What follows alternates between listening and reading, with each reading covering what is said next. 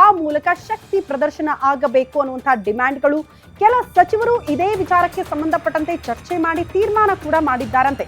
ರಾಜ್ಯದಲ್ಲಿ ಮತ್ತೆ ಅಹಿಂದ ಸಮಾವೇಶದ ಕೂಗು ಕೇಳೋದಕ್ಕೆ ಸಿಗ್ತಾ ಇದೆ. ಸಿಎಂ ಸಿದ್ದರಾಮಯ್ಯ ನೇತೃತ್ವದಲ್ಲಿ ಅಹಿಂದ ಸಮಾವೇಶಕ್ಕೆ ಪ್ಲಾನ್ ರೂಪಿಸಲಾಗಿದೆಯಂತೆ. ಕೆಲ ಜಿಲ್ಲೆಗಳಲ್ಲಿ ಅಹಿಂದ ಸಮಾವೇಶಕ್ಕೆ ಕೈ ನಾಯಕರು ಚಿಂತನೆ ನಡೆಸಿದ್ದಾರೆ ಎನ್ನುವುದರ ಡೀಟೇಲ್ಸ್. ಮೈಸೂರು ಮತ್ತು ಉತ್ತರ ಕರ್ನಾಟಕ ಭಾಗದಲ್ಲಿ ಅಹಿಂದ ಸಮಾವೇಶ ಮಾಡುವಂತಹ ಪ್ಲಾನ್ ಇದೆಯಂತೆ. ಈ ಹಿಂದೆ ದಲಿತ ಸಮಾವೇಶಕ್ಕೆ ಸಿದ್ಧತೆ ಮಾಡಿದ್ರು ಗೃಹ ಸಚಿವ doctor G Parameshwar, but high command ಅದಕ್ಕೆ ಒಪ್ಪಿಕೊಂಡಿರಲಿಲ್ಲ. ದಲಿತ ಸಮಾವೇಶ ಸಭೆಗಳಿಗೆ ಸ್ವತಃ ಕಾಂಗ್ರೆಸ್ನ ಹೈಕಮಾಂಡೇ ಬ್ರೇಕ್ ಹಾಕಿತ್ತು. ಹಾಗಾಗಿ ಸದ್ಯಕ್ಕೆ ಯಾವುದೇ ರೀತಿಯ ಸಮಾವೇಶ ಬೇಡ ಅಂತ ಕಾಂಗ್ರೆಸ್ನ ಹೈಕಮಾಂಡ್ ಹೇಳಿದೆ. ಆದ್ರೆ ಅಲ್ಲಿಗೆ ಎಲ್ಲವೂ ಕೂಡ ಮುಗಿದು ಹೋಯ್ತಾ?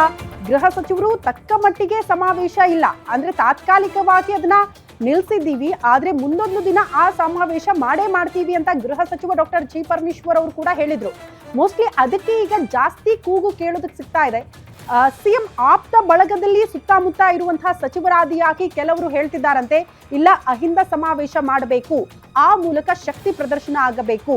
ಇದೇನ್ ಗೊತ್ತಾ, ಸಿಎಂ ಅವರ ಕೈಯನ್ನ ಬಲಪಡಿಸುವ ನಿಟ್ಟಿನಲ್ಲೂ ಕೂಡ ಈ ಸಮಾವೇಶ ಬಹಳ ಬಹಳ ಇಂಪಾರ್ಟೆಂಟ್ ಆಗುತ್ತೆ.